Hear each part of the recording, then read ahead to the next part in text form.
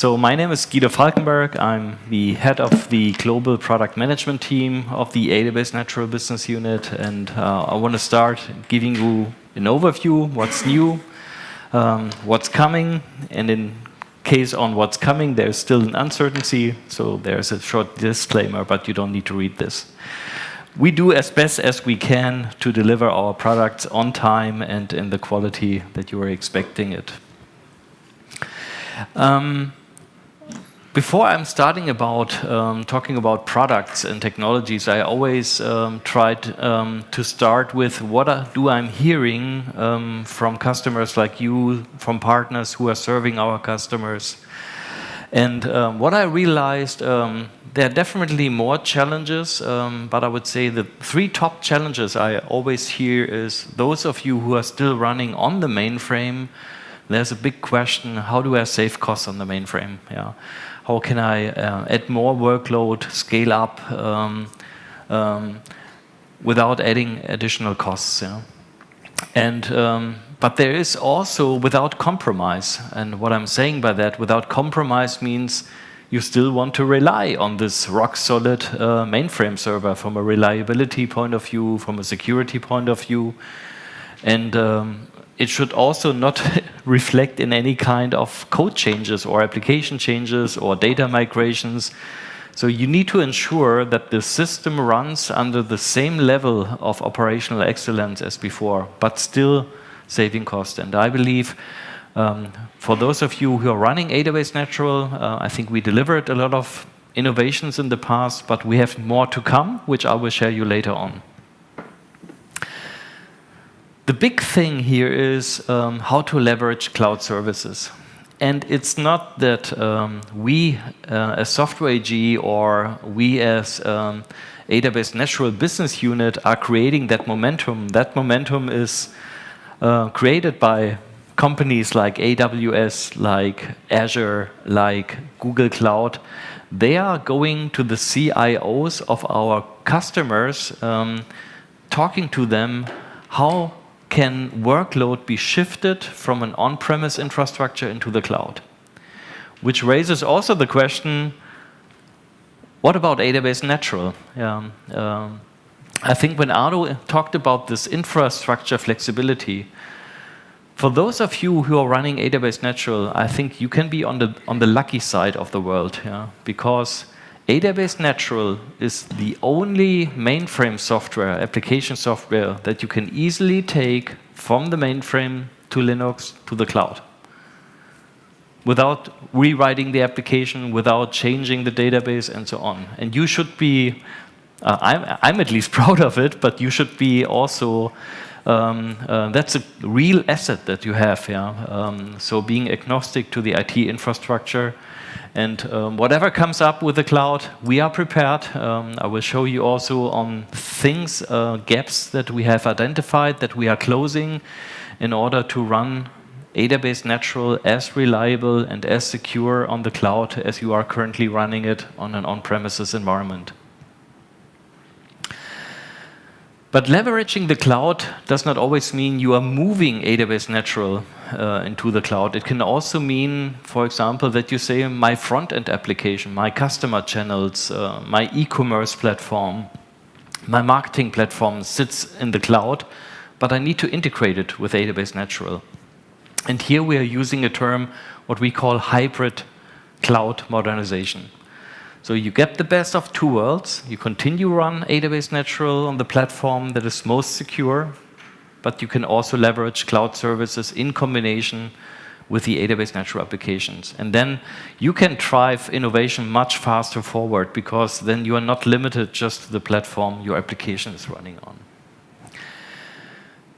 And I will talk about more of these topics later on in my presentation, but also the agenda that we have composed are addressing all of these topics I'm mentioning here.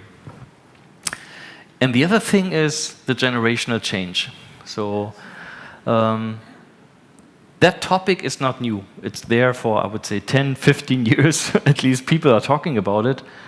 But you know, the difference is that problem does not go away and it becomes real now. So if I'm visiting customers, they are telling me And Thomas, I'm not sure if, are you here? Yeah, no, Thomas is not here yet. But he told me, you know, Guido, I was happy working with Adabas, but I'm retiring in August. Yeah. Then I go to another customer saying, I'm retiring next year. The other one says, I'm retiring in 2 years. So this baby boomer generation will retire. And it's a big question, how do you manage the generational change, the knowledge transfer? Because your application contains a lot of business logic. Yeah. Your people have a lot of knowledge about the infrastructure itself, about the technology. Yeah. And there is a certain responsibility on the vendor side to help you managing this. But we also believe it's the responsibility of our partners and of you to manage this. And therefore, during the session of today and tomorrow, we will talk about this topic in a little bit more detail, because some of you have done successfully the generational change, and I think others can learn from it. Yeah? And there is not one solution fits all. It always depends on how many people you have, what kind of sourcing models you have, what kind of partners are you working with. The good thing is it's possible. But you have to understand what is available, otherwise you are stuck in the middle. Okay, so Arno talked about Adabas Natural 2050 Plus. We, as a product management team, together with my engineering and R&D colleagues, we are reviewing that strategy every year. We try to figure out, are there areas that are changing, that we have forgotten, and for example, 2 new things that we have addressed, which haven't been there before. It was before there, but not a focus area, is security and high availability. Because we believe, even if Adabas Natural is quite good when it comes to availability, we said also we have to continuously improve in these 2 areas across all these platforms that we are supporting. And Nicole later on will also talk about all of our training opportunities and assets that we have available. And the other area that we have been, I would say, focusing on is data and analytics. Some of you might have heard that Software AG acquired the data integration company StreamSets last year. StreamSets is a specialist in hybrid data integration and cloud data integration. And whenever these kind of acquisitions are taking place, we are always asking ourselves, how can Adabas Natural benefit of this? Yeah? And I will explain to you what has changed in this area as well. So if you want to explain to someone what Adabas and Natural 2050 Plus is all about, you only need 1 slide. And you can explain the benefits of infrastructure flexibility, of introducing modern tools and generational change, on how to opening up Adabas Natural applications to the digital infrastructure, and how it can participate on these new solutions. So talking about IT infrastructure, pretty much you have 3 choices. And most of you know we decided on 3 strategic IT operating systems, which is IBM ZOS on the mainframe, which is Linux, and also then Linux in the cloud, but what we call here multi-cloud support. So it could be a hyperscaler, but some of our customers also have set up their private cloud environment. Yeah.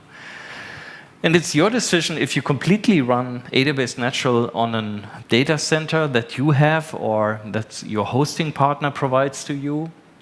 If you decide some of the applications can be moved to the cloud where others still have to remain on the data center. We have some customers, specifically in the financial industry and then the government organization, who say we are not allowed yet moving into a public cloud infrastructure. I believe it will be just a matter of time, but in between you have the flexibility to choose. But we also have customers already moving completely Adabas Natural applications into the cloud. So running Adabas Natural applications in production on Azure, on AWS, and also on the Google Cloud Platform. This is reality. This is not vision or marketing. This is something that we we see happening. It's still in a slow adoption curve, I would say, but I believe it's a matter of time when this is being, I would say, accelerated.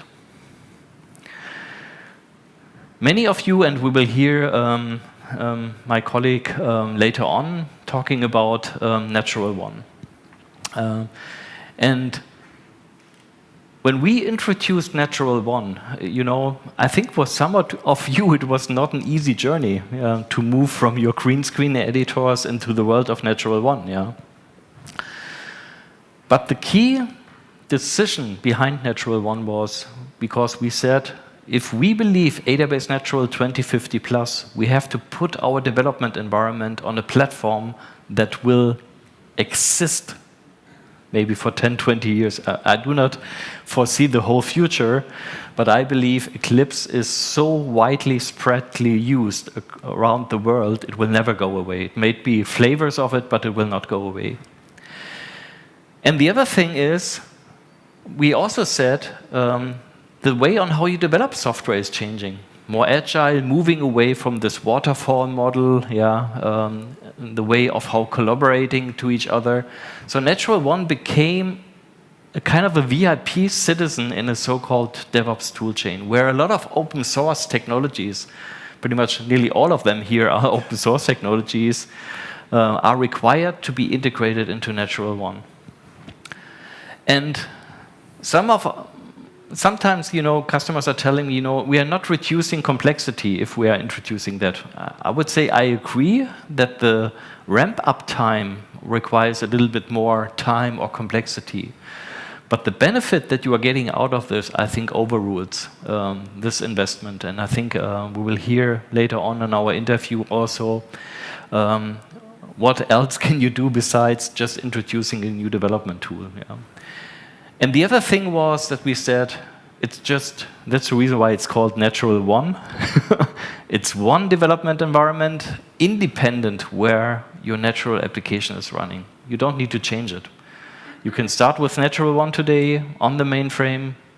You move to Linux, you continue using Natural One. You move to the cloud, you continue with Natural One. There is no change from an application developer point of view. And I have my dear colleague who leads R&D for Natural One, who will also give you a lot of more information about this. Yeah. And I would also be happy to have some exchange today with you, because I know there are some customers sitting here and partners are sitting here with a lot of experience how to use Natural One. So let's talk about how are we innovating on the mainframe, and then I talk about how we are innovating on the Linux and the cloud environment. I said in the beginning, Software AG successfully introduced our mainframe cost savings product around zip. Natural for zip, Adabas for zip, actually moving workload from a general purpose processor on a zip processor, helping you to reduce the workload on the GP processor. But there was a lag, and the lag was for every one of you who are running Natural for DB2 on z/OS. Yeah, we were not able to achieve the same level of offloading as we have been able to achieve if you run Natural with Adabas on z/OS. That gap is being closed now. Yeah. We will release that product in October this year that enables you to run Natural batch workload, and we also trigger DB2 in such a way that IBM also offload additional DB2 workload on a zip processor without any kind of data migration or code changes. I will explain to you a little bit more how this looks like in a minute. And as we have heard, security is a key topic as well. So we continuously also improving our Adabas encryption for z/OS product to encrypt data at rest and data in flight using the IBM hardware infrastructure. IBM is a strategic partner for Software AG, and whenever IBM innovates the mainframe on C15, 16, 17, on whatever it comes in the future, we always take a look into this and say, how can we benefit from this? And in that sense, we are making use of the pervasive encryption capability of IBM and key management to protect the database data stored on the mainframe against malicious attacks or, I would say, excesses. And this nicely complements also what IBM already provides by encrypting their data sets. Yeah. So it's well positioned, it's being used already today at customers. Another product is database auditing for COS. So imagine there was a fraud that someone of your employees pretty much has stolen data or changed data in such a way that it created a commercial damage. Yeah. So you want to know who accessed this or changed this data record on the 1st of January 2022 in the afternoon between 3 and 4 o'clock. Because your auditor wants to know. And that's not always easy, specifically when it comes of reading data. If you change data, that's a different topic. But if someone just reads the data and capture it and you have a data leak, that was very hard to determine. So we work together with our partner Beta Systems, who is also presenting tomorrow the database auditing for COS product, which tracks all the changes, all the database commands in a single place so that different auditors can always check what has been changed, what has been done with the data that was stored in database on COS. So let's talk about a little bit going back to natural batch for DB2 for a second. And let me explain to you how you benefit from, from that product on saving money. So this red bar that you see up here is the IBM C-System General Purpose Processor. So this is what you're being charged for if you run workload on it. And if you run Natural on top of it, everything runs on that GP processor. The Natural application, Natural for DB2, the DB2 client, and DB2 itself. A few years ago, we have introduced a product called Natural Batch for Zip. And here you can also see now the green bar indicates how much workload can you move on a zip processor and how much workload remains on the GP processor. And you can see we have been quite successful of moving some workload, but there was still, the red bar was still too high because DB2 was still consuming too much general purpose processor resources and CPU capacity. And with our new product, Natural Batch for DB2 for Zip, that we have introduced here between the application, we are now moving the green bar to a maximum extent so that you move the workload on a zip processor instead of a GP processor. The reason why this box remains is because of IBM. Because IBM says you can only offload 60% of DB2 on a zip processor. 40% will always remain on the GP processor. So that's not our decision, that's IBM's decision. But in doing that shift, you are saving real money every day, yeah, if you run it in a mainframe environment. Based on the success and on our expertise we had with Zip around database and Natural, we as a business unit have made a very strong, solid decision. We said, we love Adabas Natural. We continue supporting and innovating on Adabas Natural till 2050 plus. But we also believe the mainframe can be a growing business for us. And that's the reason why we said, let's take all the knowledge we have, the technology, and reach out to COBOL applications on the mainframe.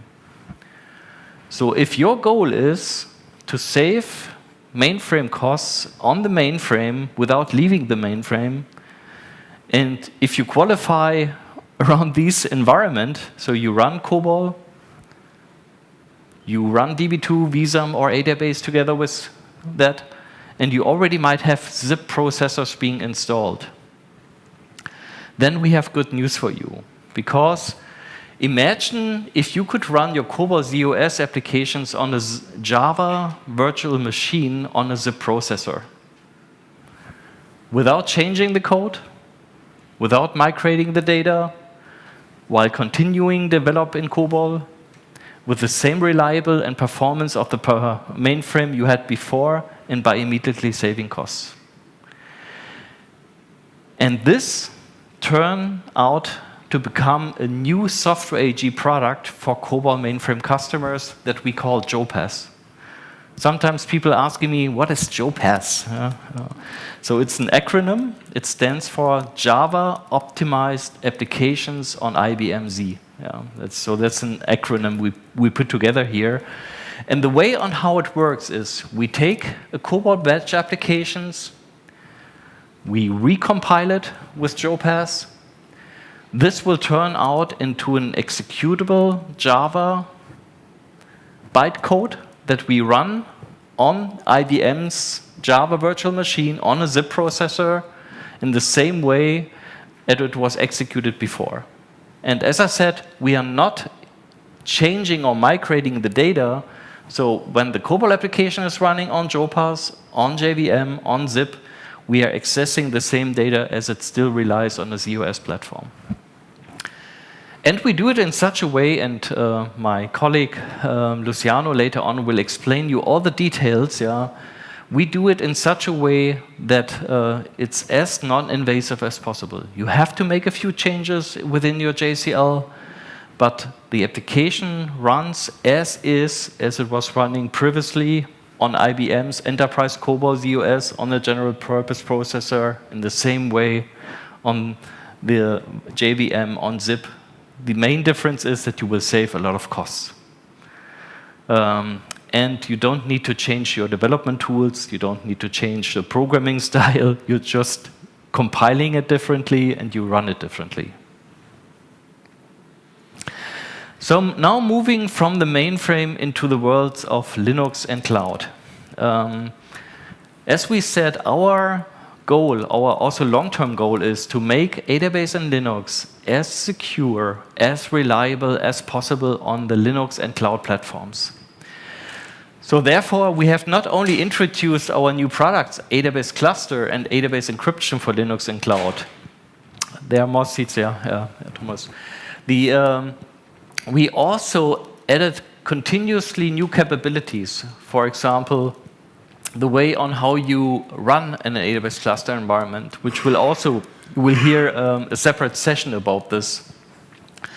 Similar to the mainframe, we can also encrypt data at rest, meaning data stored in Adabas and data in flight using different kind of mechanisms here, which we also support more and more Adabas containers.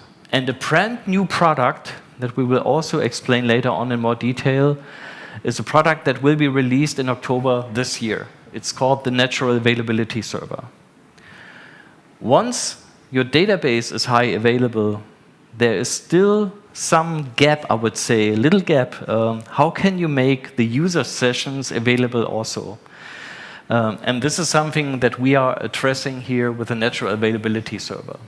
And by providing these two products, you get a high available application running on Linux and the cloud. And our goal is always, the mainframe, I would say, sets a high level on operational excellence. And we want to move the Linux and cloud as best as we can to the same level. It will never be the same because the hardware infrastructure is highly optimized. But we believe we can get there so that customers who are acquainted to this capabilities can also seamlessly move to Linux and cloud platforms. And in addition, we are also continuously innovating our core products. Core products on the mainframe, and I just took a snapshot here of some capabilities, and we are currently in the process of defining our 1 to 2 year roadmap, where we also always take a look into this, how can Natural on the mainframe improve? For example, here we added new capabilities on how we access DB2 on ZOS or vSAM. We improved the security. We continuously improving our capabilities running Natural in a 64-bit mode, for example, with the buffer pool. The next major Adabas Natural version will come out next year. So therefore, I have limited information about this today. But we are also improving products, how you monitor Adabas or how you secure with RACF, an Adabas environment. So that's a continuous improvement. We currently got informed as a strategic partner for IBM what's new, what's coming with IBM. So we are taking a look on ZOS 3.1. We take a look on ZOS-MF and how to install software. We take a look on ZMFA. We take a look further on zip capabilities. We want to understand, can the artificial intelligence capabilities of the mainframe, will it benefit to us or not? So there's an ongoing exercise between my product management team and R&D to figure out what's new on the mainframe and what do we want to adapt here. So for example, we want to introduce a JSON parser in Natural on the mainframe. And IBM decided, luckily, to have a JSON parser on the mainframe, which is highly optimized. So we are introducing this capability into our products. And on Linux and cloud, we are not only improving Natural also from a statement level, or that it can not only work with Adabase, it also can work with Postgres, with MariaDB, with MySQL.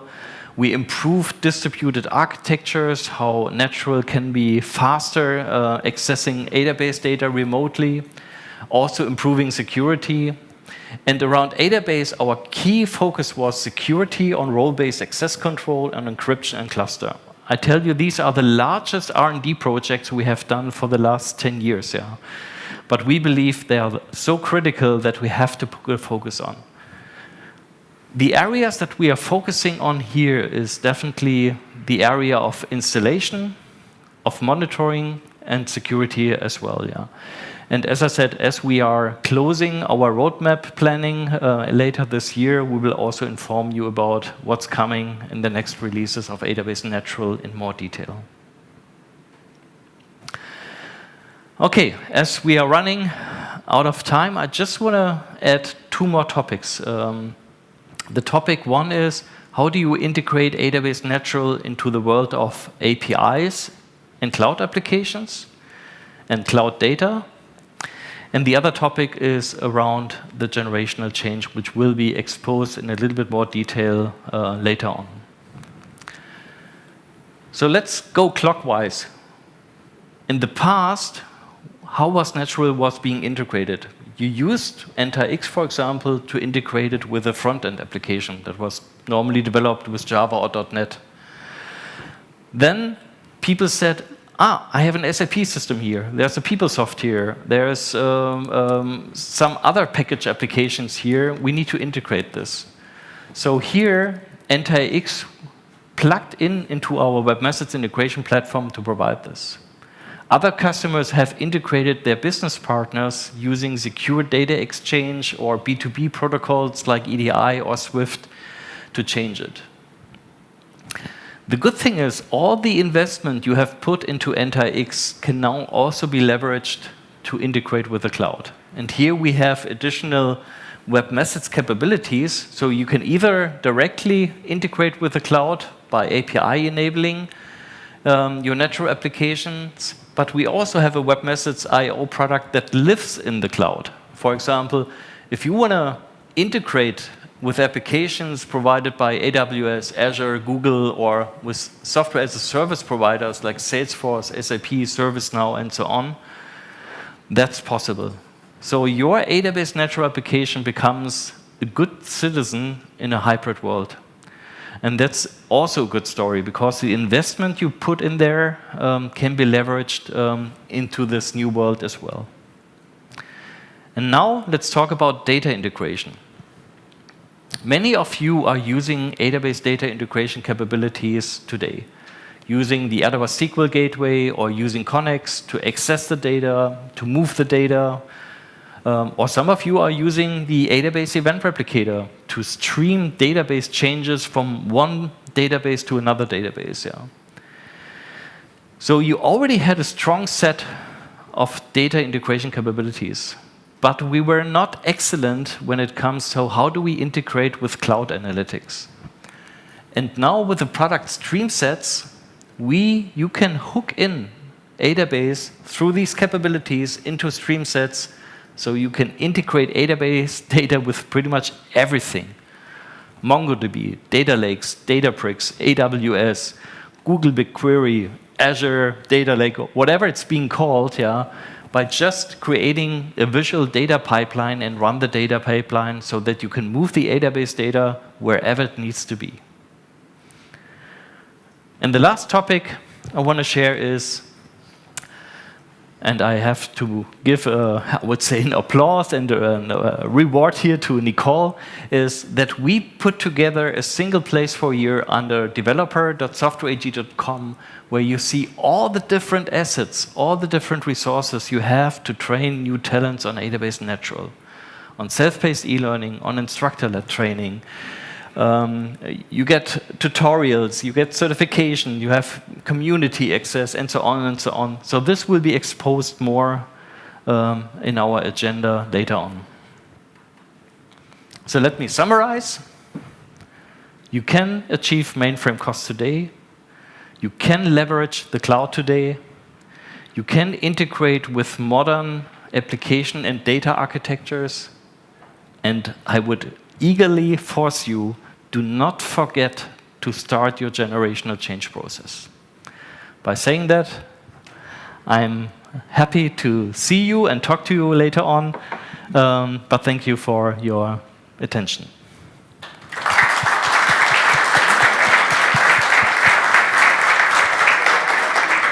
Thank you, Guido, so much. Are we taking questions today? Would sure. you like to take a question? Do we have any? We have another minute or two. Thank you. Well, being an old DBA on Adabas and only actually working on mainframe, I see a lot, and I have seen that all the years, about saving costs, of course, performance improvements and all that. But how about monitoring the databases? I have never seen any product from Software AG doing that. And I think a lot, at least we are doing it, or I do it in 3 places, and 3 customers I work for, do it from the Adabas report. And I don't think that's the best way to do it. So is there any form of monitoring on the development for Adabas, like a sub-product or something else? So. So on the mainframe, Torben, as you might know, I think first of all we have to distinguish between different styles of monitoring. Yeah? So you can have database performance monitoring. So you want to know which application consumes how much database resources. We can take that in review, but I am talking about. Maybe could you pass on the microphone back to him, Nicole? Just a second, Torben, so that everyone can listen. Yeah, okay, sorry, I will be more specific. Yeah. We see a lot of things going on the database from review. Mm-hmm. But what I'm talking about is the extensions of the database. Are they running full? Are the files big or something like that? Is anything happened that should be taken care of? Because we normally see errors when it's too late. Let me say it like that. So it should be something like, is something building up here? That could be the best thing in my opinion. And I haven't seen this for all these years, okay. And we really are missing that. Mm-hmm. Mm-hmm. Yes, some of you might understand or have heard that the Adabas Manager is a graphical environment for the administration of Adabase, and we have started with that on Linux and cloud, because that was the gap. But 2 years ago, we started introducing Adabas Manager also for the mainframe. So I would say, let's talk to each other, Torben, get your ideas, because the product platform, a web platform is available. The question is, what kind of health status do you want to see in that environment? And we are happy to consider that. Yeah. Yeah. Thank you. There's Hissi has another questions. On the last slide, I thought I saw supporting Kafka. Yeah. Okay, it's very interesting for us. Because now we are using IBM MQ, the WebSphere as a MQ, and now we want to replace one to Rabbit MQ and other to support PubSub in the trading system to work with Kafka. So can you just give some hints about supporting Kafka and PubSub infrastructure? So for the mainframe, I have to say we are a little bit more advanced. For Linux, we currently support the replication into JMS queues, but we have this on our roadmap that the Adabas event replicator will also support Kafka as an endpoint where the data streams can flow into. Yeah, but it's not available yet. It's not the application, it's the database changes within Adabas. If you have requirements that the application also needs to send data into Kafka, then let's talk about this, yeah.